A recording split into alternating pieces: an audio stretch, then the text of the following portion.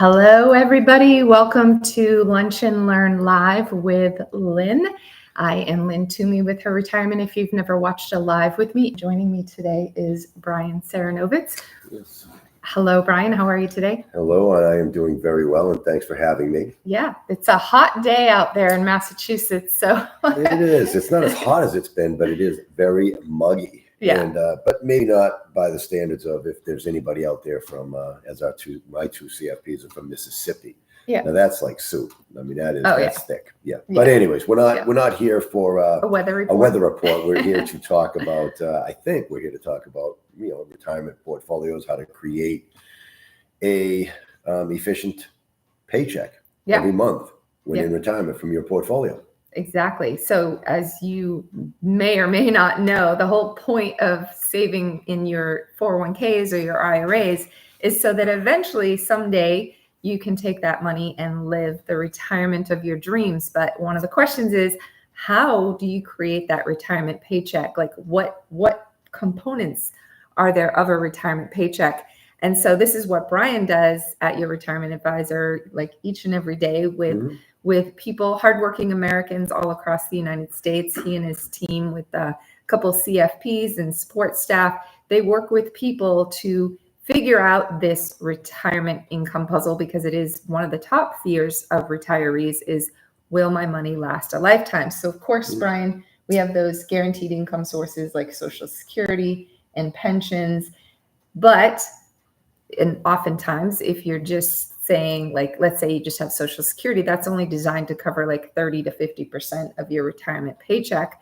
So you need to make it up. You need to cover that gap. And most people today, because a lot of people don't have pensions, they have 401ks, 403bs, IRAs. So the question I get asked is, a woman I was just talking to a couple of weeks ago, the first thing she said to me was, I don't know what to do with my 401k. Like when it's time to retire, what do I do? So I wanted to talk with Brian today about how he addresses that question. What do you do with your, let's say in this case, a 401k to create that retirement paycheck? Well, I think we find as retirement advisors, I find, and I run a lot of, statistical analysis and some very complex calculations for clients, when they're entering that retirement phase, maybe 5 years before retirement. I think it's very important to begin your planning, not right at the date that you retire. That's number one. But there are some strategies that you need to employ to, as I always say, to get the most efficient retirement outcome. And what does that mean? Efficient retirement outcome. That means that you're going to get the most from what you got. I don't care if you've got $200,000, $500,000, $1 million, $5 million that you've invested in your 401k, your pension plan, your 403b, other outside investments, whatever that dollar value is. In order to get the most from it, you need to be most efficient. And to be most efficient, these are the four. There are many strategies, but these are the four major strategies that every individual should at least look at and assess with some complex calculations. One is tax efficiency, making sure that when you enter retirement, you have, we call them buckets, different buckets of money are set up. So you have your taxable bucket, tax deferred bucket, and tax-free Roth bucket, or some other tax-free type of bucket. And then we can pick and choose when you're in retirement how to efficiently create each year the most efficient, lowest tax income possible. That's A, or number one. Number two, so you need to be tax efficient, number one. Number two, you need to also make sure that, as you just said, that guaranteed income source, that any pension you have, Social Security income, that you optimize that. You look at your pension options. Okay, if you're fortunate enough to have a defined benefit pension plan where it's going to pay you a pension allotment each and every month, there are many different options that you optimize that. You take the right option because that's an irrevocable election. So with your pension, also Social Security, I would tag into that same number two strategy that you need to employ. Make sure that you time your Social Security income, that you take it at the proper time frame based upon what else you have in your retirement portfolio. So that's number two. Number three, if you have home equity, this is something that most people don't understand or don't utilize as well. Number three, that you prudently use that home equity. There are ways to prudently use home equity as a tax-free income source or just a buffer against, as you say, Lynn, I know I've heard you before, the risks or what ifs that occur in retirement. You need to buy a new car. You need to put a $30,000 down payment.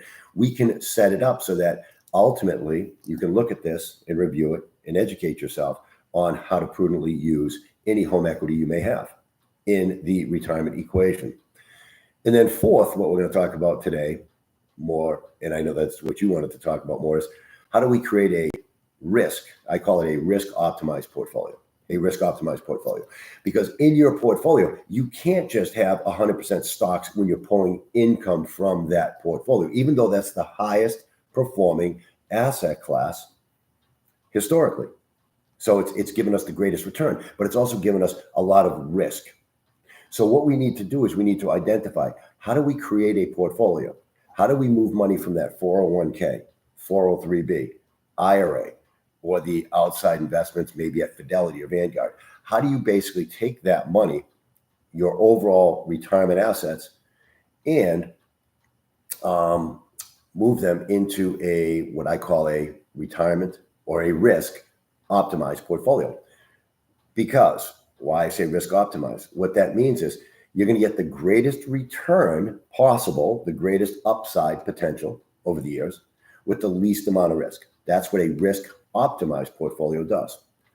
Why is that important? Why is it important to create a risk optimized portfolio?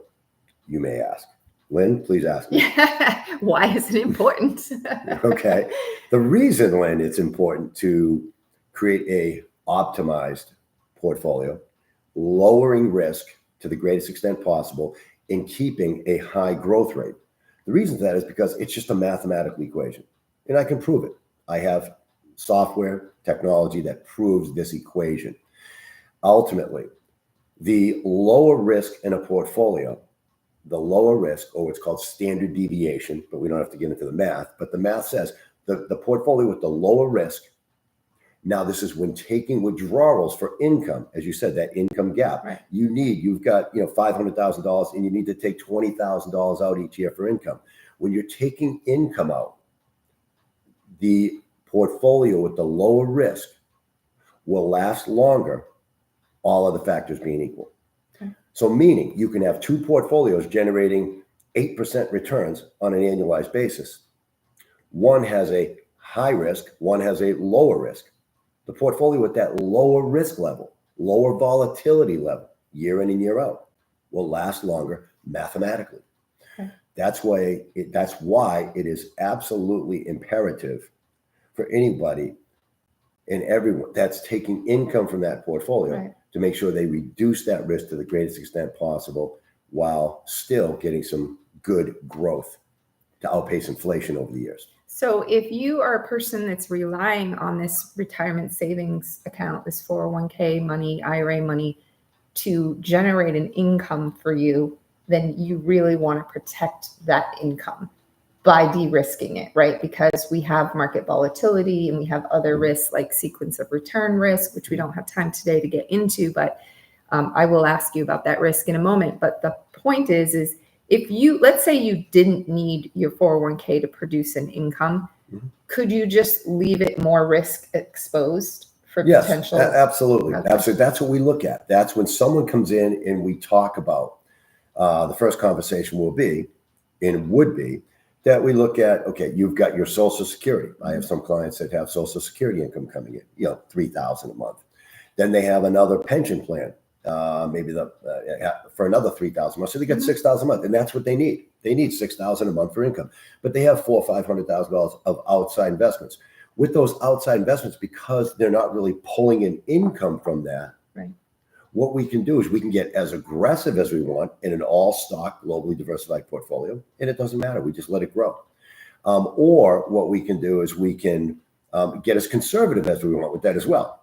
Okay. Usually what we'll do is we'll go somewhere in between, because we want, with that portfolio mix, we still want for opportunities or risks. If you need to buy a new car, you need to refinish your, your kitchen, those type of things that you don't know are going to happen. We still want a portion of that money, even if it's not as part of the equation for income producing, but it's just there for the emergencies and a vacation fund every year, that type of thing. Oh, I like that. Yeah, if that's the case. So we build that in to many issues. So we may want to put some of that $300, $400, $500, $1 million side money.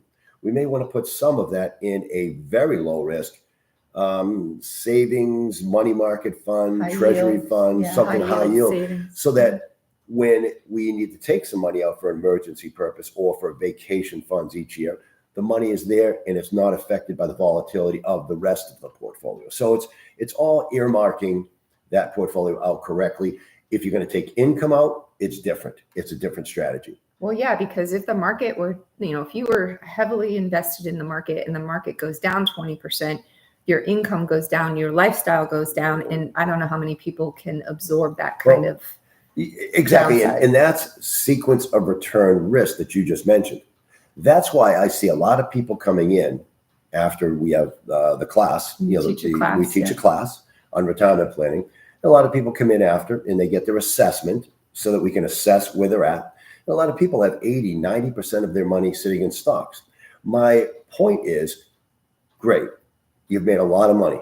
We've had some great bull runs, but there are times, 2000, 2001, 2002, the dot-com bubble burst. We had 2007, 2008, where the market went down, close to, in those two economic downturns, it happens. It's not that, it may not happen for the next 10 years, right? But it happens. It's a high probability that that's going to occur at some point where the market goes down 40, 50%. So just think about this sequence of return. You retire today and you have, I'm just throwing a number out because it's a very round number. You got $1 million in your portfolio. Yeah. And you're planning on taking, let's say $40,000 a year inflation adjusted. That's out. A 4% withdrawal. 4% withdrawal out of that million.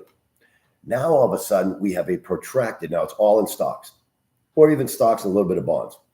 And ultimately, we have a 50% loss over the next 2 years in the market. It's happened. It will happen at some point in the future. It's just inevitable. I don't know if it's going to happen next year or if it's going to happen in 20 years from now, but it will happen. Okay. So if that happened, think about this. Your $1 million, Lynn, is now down in 2 years, down to $500,000, $600,000. But you still need that $40,000 a year of income, right? You can't say you're not working. It's different when you're working. When you're working, you have another income source. But in retirement, you just have that one income source. Exactly. Okay. So now you're taking $40,000 out of a $500,000 portfolio. That's a what is that? That's an 8%. Yeah. That's an 8% withdrawal. Yeah. Inflation adjusted. Yeah. Your portfolio is going to run out of money. Sequence of return. You retired and the market went down. That's a negative sequence. That's what we just exhibited. So the point is, what we need to make sure that if that occurs, we have the risk optimized portfolio built, that there is a block of monies that you can continue your $40,000 income, but the rest of the portfolio we can allow to grow back to where it was originally. So it's a hybrid portfolio. So it's a hybrid portfolio. So some of it's protected, some of it's growing because you still need the stocks, right, to outpace inflation. Absolutely. Right, because stock market returns have outpaced inflation. Yeah. I think inflation's projected right now around 2.7%. What is stock market returning? Stock market historically has returned about 10%. That's the number, over the years. Now we got a lot of volatility up and downs, but ultimately, inflation's averaged around, like you said, 2.73%. Okay. So bonds, and that's why we are not a big believer of bonds. We like what we call, and a lot of my clients call, super bonds in this hybrid portfolio. It is utilizing either what's called buffered ETFs. They have exchange traded funds in the portfolio that are linked to the stock market return. So on the upside, you get a stipulated 10, 15, 20% of the upside of the market because it's linked. These ETFs are linked, buffered ETFs are linked to the market for returns. But if the market goes down, you get a protection, a buffer against the downturn in the market. And it can be a 10% protection, 20% protection, or even a 30% protection. Okay. Now, depending upon the protection level, that tells you how much of the upside you're going to get year in and year out of the market. But that's a great alternative to bonds because these buffered ETFs, as part of the portfolio, have exhibited a much higher return than bonds with about the same amount of risk. And that's what we want. And that's what we want. The other alternative is to utilize an FIA, a fixed alternative index to bonds. You're still going to keep the stocks at some level. Yeah, you're going to keep stock. Typically, we keep stocks at 40 to 60%, global stocks. Okay. And then the other 40 to 60%, depending on someone's risk tolerance, how much risk they want to assume, we will utilize these buffered ETFs and potentially fixed indexed annuities for growth, not for income, for growth, because they give you some really good upsides with zero downside, So in combination, when we run a portfolio, a risk optimized portfolio, and that's what you said is a hybrid portfolio, because we're using many different strategies, global stocks, typically at 40 to 60%. And then we will mix in ETFs, buffered ETFs, and fixed indexed annuities, FIAs, in combination to dramatically reduce risk on that side of it and give you that buffer in case the market goes down. It's going to dramatically mitigate sequence of return risk we just talked about. It's not going to eliminate it, but it's going to mitigate it. And that's what we want to do. So you're going to go through those downs in the market, those downturns. Unscathed is possible. Virtually unscathed. We're going to mitigate that risk. And then ultimately what you're going to do with this strategy is when the market goes up, you're going to make a lot of money. You're going to make a lot of money because you're still tied to the market. Potentially make a lot of money. Probability wise, you're going to make a lot of money when the market goes up, but you're going to mitigate that risk when the market goes down. So basically you're protecting your income and you're protecting your lifestyle, right? Exactly. Because that is, as the math concludes, I said this earlier, the math concludes the portfolio with the lower risk level when taking withdrawals will last longer, all other factors being equal. Okay. So let's talk logistics. So I have $400,000 in 401k. I'm getting ready to retire. I should probably consult with someone like you, people at Her Retirement, also to do some projections to say, okay, I have a gap between my Social Security and my overall income needs based on all my expenses. So I need my 401k to produce X amount. And then let's see how much it can produce over the course of my retirement, which could be a long time depending upon when you retire. So you will project out how long that money will last, right? So that's the next step, is projecting how long it will last. And then potentially, if it looks like I still have a gap, my retirement savings isn't enough, you could then apply some of those strategies you talked about, like tax mitigation, minimization. You could look at, my Social Security filing strategy, maybe consider how I could use my home equity to fill any remaining gaps. Correct? Yes. And then design the risk optimized portfolio. So those 4 strategies we look at. Typically what we do is, like I said, I have some pretty sophisticated software, technology, financial planning, retirement planning software that shows an individual, here is where you currently are. Here's where you could be if we incorporate these strategies, and how much better of an outcome will you get by looking at those 4 major strategies incorporated in your overall plan. Okay. And in many instances, Lynn, the thing that's crazy, as I would say, it is crazy. It's like a Wendy's commercial. Where's the beef? Remember that old commercial? It's, here's the burger over here before, it's this thin, and the Wendy's is overlapping the bun. So that's what we find is when we look at A versus B, current strategy versus incorporating all these additional strategies, and we run those projections out. We look at an A versus B. The proposed strategy with the proposed retirement with these strategies incorporated dramatically outperforms the current strategy of just a stock and bond strategy only. Yeah, you've run those. I've run literally hundreds and hundreds and hundreds of these, and there's never been a time typically that I've seen that we can't squeeze. What do you say? I was just going to say that, squeeze more juice out of the lemons. That's what we got. There you go. We got a basket of lemons. We want to try to squeeze as much juice out of them because we only have so many lemons. Now, obviously, people can do some other things if they have some gaps. In addition to these strategies, like you can work longer, which isn't necessarily a bad thing. If you love what you do, it's a way to keep pulling, let's say you need 40,000, but you can go work and make 10,000 a year, part-time, whatever, working in the local garden shop. That reduces the pull on your portfolio. So you could work longer. And we do that sometimes. Sometimes there are some people that haven't saved quite enough. Yeah. And they want to retire at 65. And if we hadn't incorporated these strategies, and then we look at, okay, what if you get you're making $100,000 a year today, full time, maybe you do something part-time and make $10,000 and work, 10 hours a week, and you make $10,000 a year. That may bridge the gap. And then we run those projections and show that, yes, you're going to make it to age 95 now. Okay. So there are many different strategies just well above, reducing the amount of income that you're going to receive for the rest of your life, or instead of retiring at 65, you're going to wait till 70, right?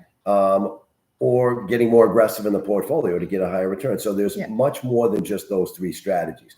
We can really build, and that's what is it's a lot of fun. That's what we do, is we build the retirement. We build people's retirement. So logistically, if I had my account, with my employer, when I retire, I would logistically move money over into like a self-directed IRA that your retirement advisor in this scenario would manage and allocate and just make sure I'm doing the right things. After education, and I always say after education, we typically will have 4, 5, 6 meetings up front before we do anything.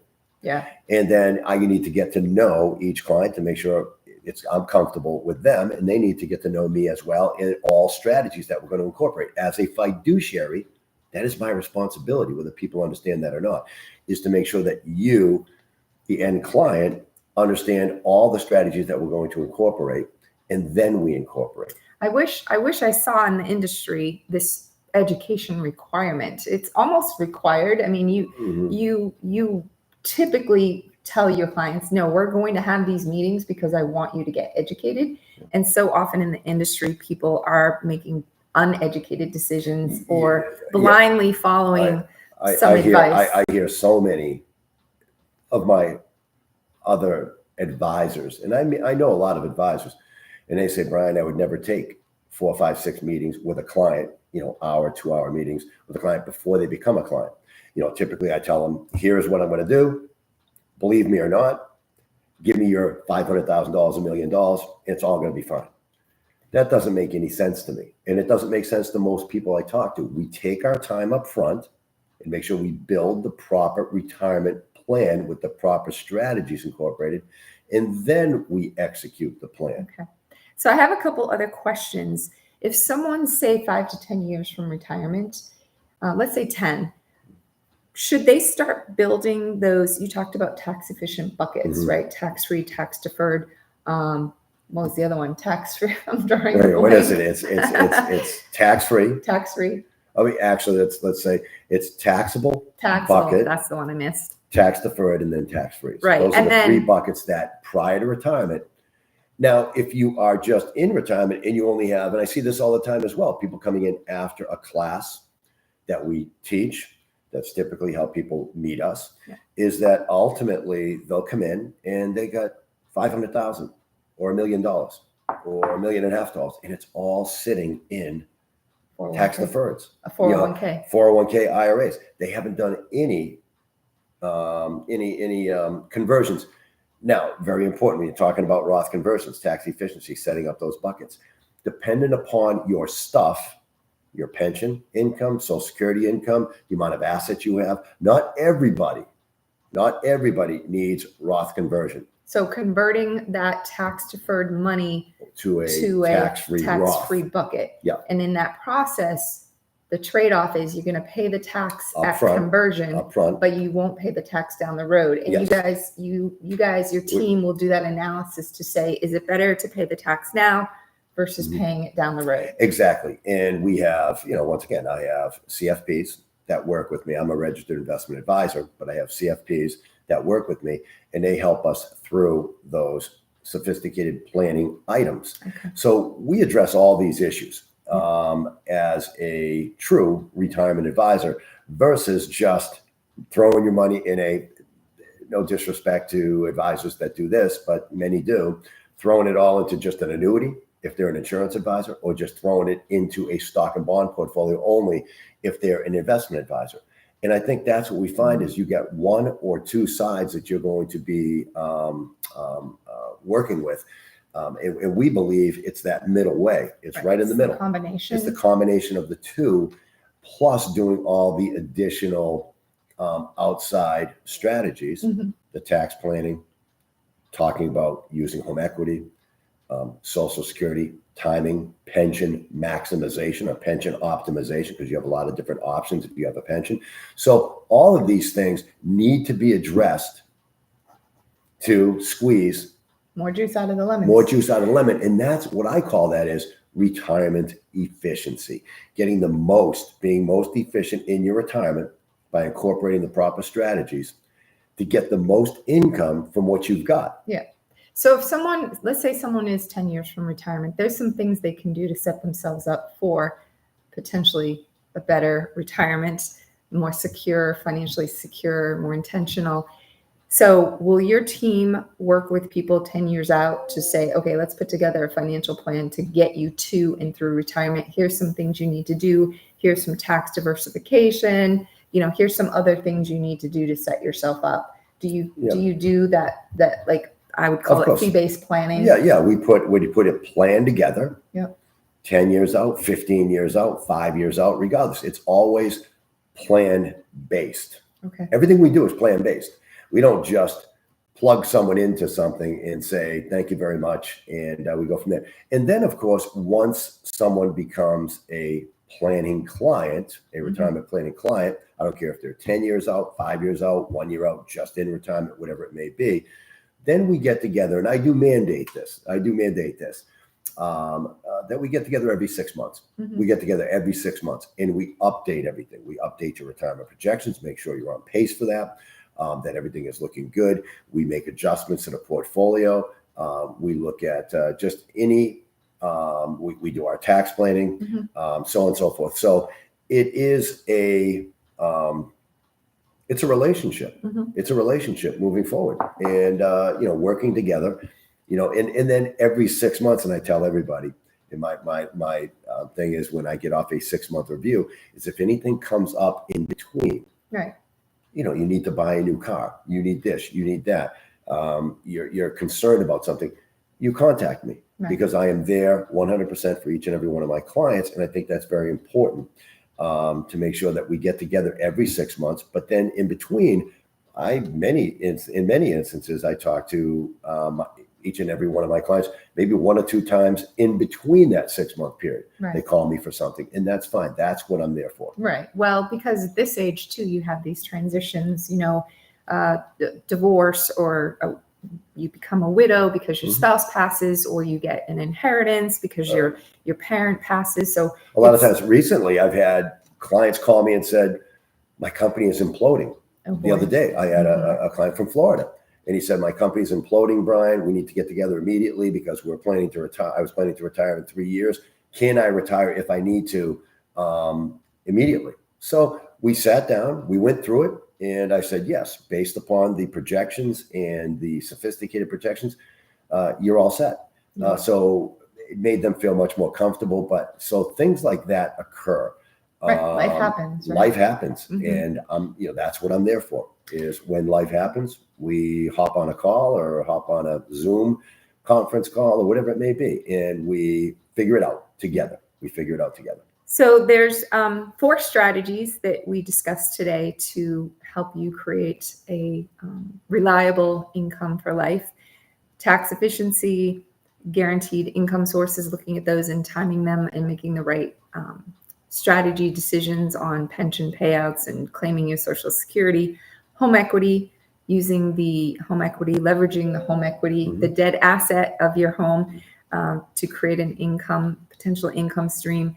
And then 4th, we talked about a risk optimized retirement portfolio where you want to protect yourself from those risks that we often don't control, right? Like market volatility, sequence of return risk, inflation, on and on and on. There's a number of risks that we can potentially face. So I always talk about it being like a risk mitigation plan, right? Because there are risks that we can try to mitigate by making some proper decisions. And I think it all starts with getting educated. That's what I talk about all the time at Her Retirement. I have education resources designed specifically for women to get educated and get ready for retirement, regardless of when you choose to retire. The semi-retirement seems to be a big theme lately. And then, when you're ready, how to take that retirement savings and investments that you have amassed and create that retirement income paycheck, right? And last but not least, the other area that we get involved with, which a lot of people are very much understanding of, because they see people having health crises or issues, long-term care. So one of my CFPs is an expert in long-term care planning. So we get involved with that long-term care planning, which I think is coupled with estate planning. And estate planning could be just a very simple will, trusts.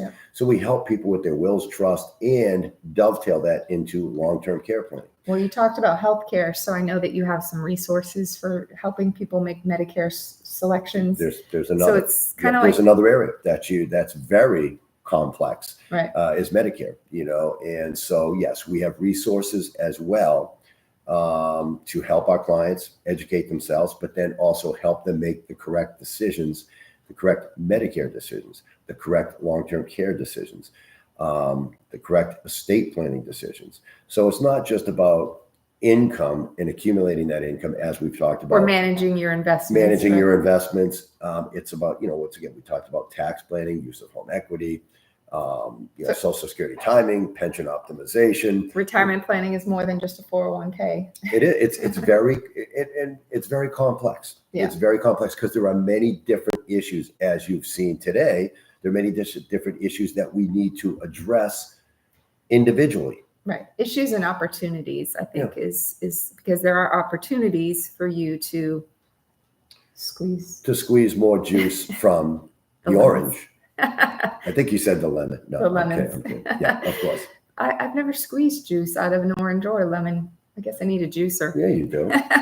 We do that when you have your tea. Oh, well, yeah. When I have, yeah. Sorry. I just meant with a juicer and that. Well, I've never made lemon juice. I haven't done that. But anyways, we won't get into cooking as we did. Right. We get out of the weather thing as well. Right. So one of the things that you do offer is this complimentary assessment. So someone can kind of get a quick glance into their current situation and what it's going to look like down the road when you decide to give your boss the boot or your business the boot, and take a look at what you've got, what you might need, your gaps. I like to call it your gaps, your risks, and your opportunities. So your assessments that your team does. The assessment basically does that A versus B. Yeah. But it also tells people, because I know what most individuals that are getting ready to retire, they don't know. I don't care if most individuals, it's kind of interesting. Most individuals, whether they got $200,000 of retirement assets or $2 million of retirement assets or more, they simply don't know when can they retire, so their money is not going to run out, A, and then how much money can they retire on. And I think that's the main thrust of the assessment that I do, is showing people A versus B, how much more efficient you can be, but then when can you retire? When can you tell your boss to go pound sand if you're not happy with what you're doing? And then also, how much can you take?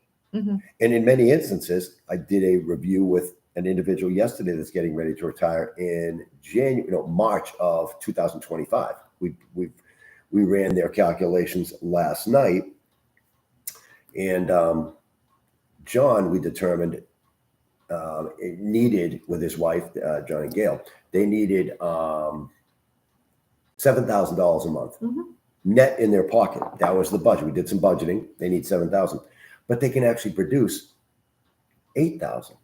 Nice. That's what it showed. $8,000 with a high probability of that money lasting to age 95 is what we ran it out to. So these are things that, just because you may come in and say, gee, I see this all the time. I only need $4,000 a month.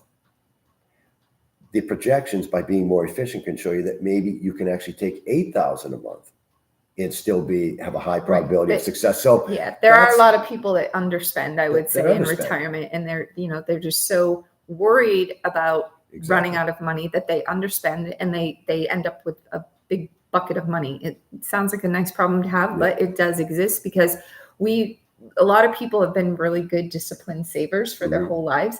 Then they get into retirement and they go, oh, I'm scared to death to become a spender now. Will I run out? So there's a lot of anxiety around that. So this is related to health. So if you want to be healthier, get a retirement projection, get a retirement plan, because it's going to be healthier because you won't have that mental stress and mental worry. And you have this permission. You'll have this permission slip to spend. You can say, yes, you're going to be fine. And because you're protected against market volatility, you have that additional peace of mind, I guess you could call it. I do want to mention also, before we wrap up here, is one of the important parts of retirement income planning. We talked about the income side of the equation, but you also are very instrumental. You and the CFPs on the team, Anderson and Kent, are instrumental in helping people get a really good idea of their expenses, because if you screw up on your expense projections, that's going to throw off everything. Like, you have to know what you're going to spend realistically on healthcare, which is huge, housing costs, which is probably the number one. Health and housing is probably 1 and 2. So if you get that wrong, it's going to throw everything awry. So you really need to, in the retirement income planning process, working with an advisor or a planner, there's some getting that there's some easy ways that I basically talk to someone and for instance, how much you bringing in now, net, after you put money into your 401k, 403b, after taxes, FICA, and all the rest. What is your net paycheck? And so that's the beginning point. That's kind of what we want to provide. But we can get into some not me, that's what one of my CFPs, Kent, does. He's he's my planning specialist. He's great. He'll actually go through a complete budgeting session with individuals and create that budget if necessary, if someone feels that that's necessary. And we have about 50% of our clients that do the budgeting with Kent up front. And then we have 50% that just say, it's easy enough just to give us that bottom line net. Here's my spendable income I need. So either way, it's very important to understand what you're going to be spending in retirement. And then we're projecting that out with an inflation factor and making sure that you're going to make it to age 95 or 100, depending upon what your belief and your feeling is on your longevity. Right. And adjusting that spending, right? Because I would imagine in the early years of retirement, you're going more. They call it the go-go years. And then you slow down and maybe you're not doing as much. Like your dad is 94. And, he's not spending on the vacations and the travel that he was spending on before. But sometimes that's replaced with medical expenses. So, it's all a very important part of it. And that's why I wanted to bring it up, because it's something that people overlook. They don't understand the out-of-pocket healthcare costs. That's why you want to try to focus on being healthy, because you can save on that part of your retirement expenses. So, all right, Brian, thank you so much for this quick 40-minute discussion. For me, quick. I can go on and on and on, as you know, about retirement planning, and then we can get into sports. We can get into whatever you want to get into, the weather. This was very quick overview, but I hope that you all learned something and understand the importance of true, and that's what I call it, true retirement planning. To be most efficient in your retirement, get the most out of what you got. And if you would like to apply for that retirement diagnostic or retirement assessment. We kind of call it a few different things. You can go to amireadychat.com and you can request that assessment and conversation with Brian at your retirement advisor. It's very, very easy. You just plug in a few numbers and then we run through the different strategies together for about an hour or two. It's an assessment, and it's I hope to see everybody. I think take advantage of it. Take advantage of it. Yeah, and if you want to talk to me first, because I also will take you through some things and educate you on some various things, you can chat with me about all of this at getherdonechat.com. And so somebody just asked for the link, so I will put that in the chat. Am I ready? Chat.com. Okay, I'm going to put that in the link, or you can go to getherdonechat.com. And I appreciate everybody listening in today. If you're watching the recording, there's no time limit on this assessment. Anytime you get around to finding this YouTube video, we would be more than happy to chat with you.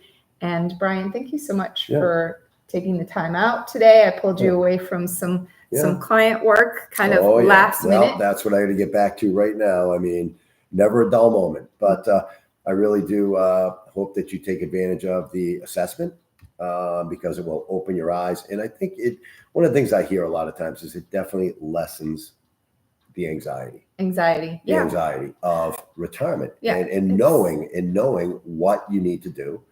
And that you're going to be okay. That's another thing. Yeah, you're going to be okay.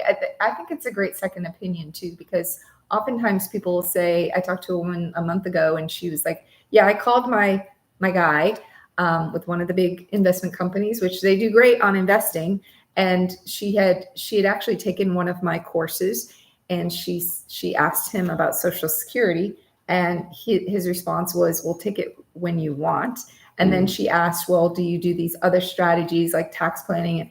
And he was like, no, we basically manage investments. So your investment person may have done a great job, might be a friend or someone you've worked with for 30 years, and they did a good job at helping you accumulate your assets. But oftentimes there's a number of decisions to be made around retirement. And if you don't want to figure out all those decisions on your own, you might want to find a retirement advisor, retirement planner, like someone like your retirement advisor. That's what we do every day. That's what we do every day. That's what we focus and concentrate on, is helping people with their retirement, as you could see.